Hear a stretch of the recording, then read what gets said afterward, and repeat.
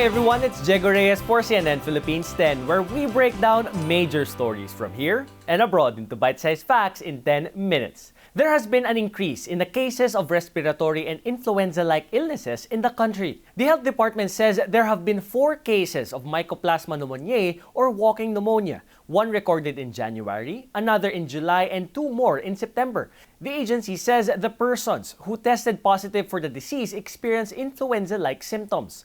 The World Health Organization or WHO says walking pneumonia is a mild bacterial infection that resembles a cold. According to the DOH, the disease is not new to the Philippines. It adds that there is no outbreak of walking pneumonia in the country and that there's nothing to be alarmed about amid the rising cases in China, to which experts also agree. I think we need to tone down that panic or fear that the walking pneumonia is increasing. These are the months that we see a lot of respiratory illnesses, whether it's bacterial or viral. The cases are still manageable.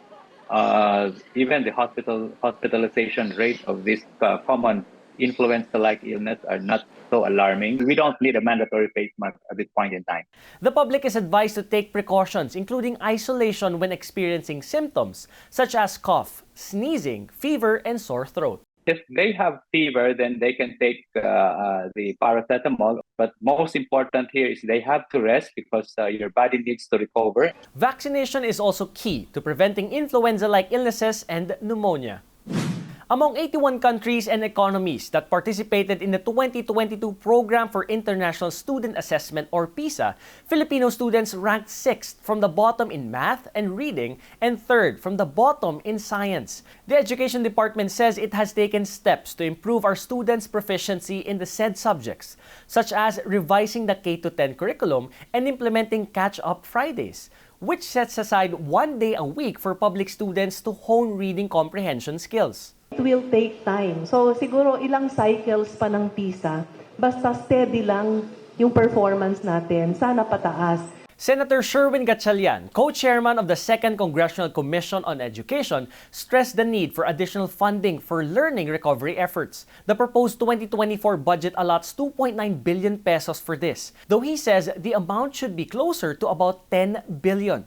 Considering the PISA results, he said Congress will try to find sources of funding from other government agencies during the BICAM. He added that the Office of the President's Contingency Fund could be realigned for this purpose. Ito mga contingency fund, ginagamit to sa mga ganitong intervention. Yung mga bagay na hindi natin nakikita at biglang lumalabas. Advocacy group Philippine Business for Education says the country's poor performance in the assessment is not a problem of the education sector alone, as this will later translate to weaknesses in the workforce, a key source of competitiveness and economic growth.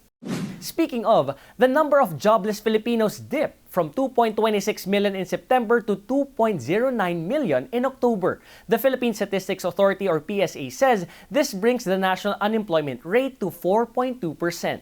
National statistician Dennis Mapa attributes this to a substantial increase in both the labor force participation and employment rates. Filipinos in the labor force were at 49.89 million in October, bringing the country's employment rate to its highest since April 2005, which is at 95.8%. Meanwhile, the country's inflation rate slowed down last month. The figure was at 4.1% in November from 4.9% in October. The PSA attributes this to a slower increase in the prices of food, non-alcoholic beverages, transport, restaurant and accommodation services. But rice and eggs were more expensive. Transportation Secretary Jaime Bautista expects travelers to exceed pre-pandemic numbers this holiday season. He says air passengers may hit 130,000 as the current daily figure is above 120,000. The Transport Department also expects an increase in land travel, so preparations are underway. Meantime, the Philippine Coast Guard or PCG aims to have 0 maritime incidents. As early as now, the PCG is strengthening its presence and visibility nationwide. It will remain on heightened alert until January 8th. and news from San Miguel Corporation. The conglomerate's president and CEO Ramon Ang has witnessed the successful test runs of trains to be used in the MRT-7 project. Apart from the tests, Ang also saw the technologies used to give a better travel experience for the rail line's soon-to-be commuters. Once completed, travel time from Quezon City to Bulacan will only be 35 minutes, which will not only save time but will also offer more opportunities for the public's personal and family time. Ang congratulated the MRT-7 team and their partners and urged them to continue what they're doing to make their dream of a fast and efficient transport a reality.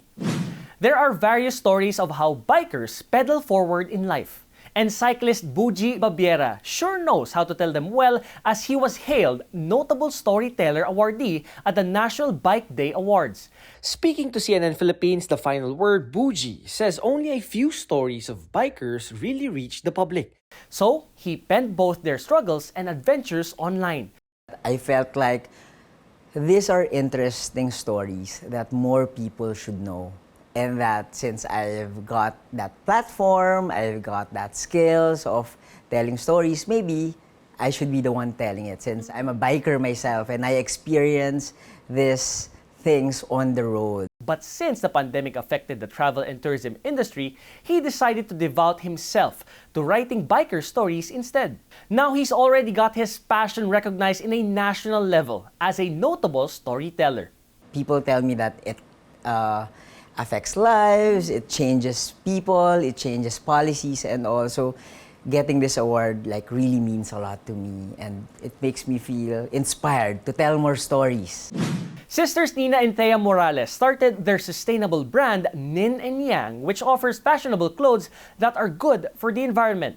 They collect excess fabrics and dead stocks to make patchwork fabrics, which become the design of their clothes and accessories.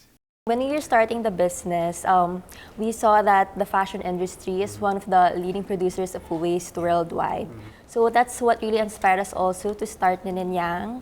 And also with fashion, we've always wanted to have a creative outlet as sisters. Like growing up, we've always been encouraged to create. That's why we thought Nin and Yang would be a perfect avenue for the both of us.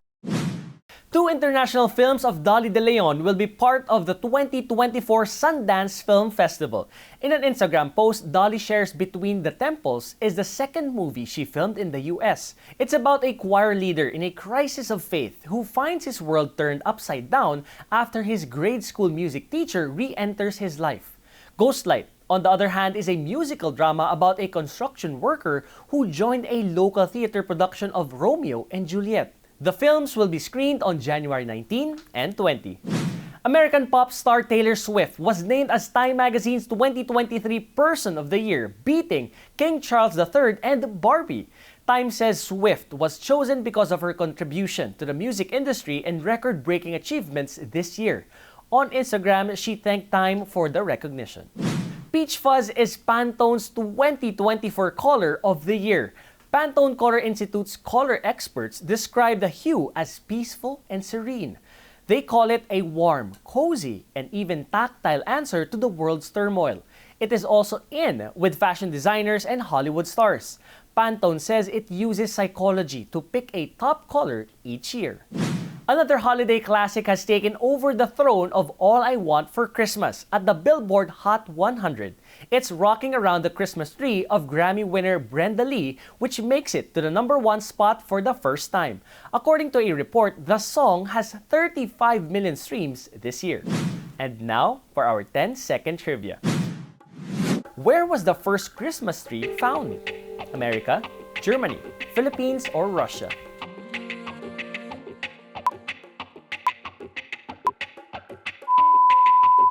The first Christmas tree was found in Germany. The country is credited with starting the Christmas tree tradition in the 16th century when devout Christians brought decorated trees into their homes. In 1419, a guild in Freiburg put up a tree decorated with apples, flour paste wafers, tinsel, and gingerbread. The Germans set up a paradise tree in their homes on December 24, the religious feast of Adam and Eve. The real origins of Christmas trees appear to be rooted in present-day Germany during the Middle Ages. And that's it for CNN Philippines 10. I am Jego Reyes, giving you news you can use, news you can trust in 10 minutes. Thanks for joining me today, and see you again next time.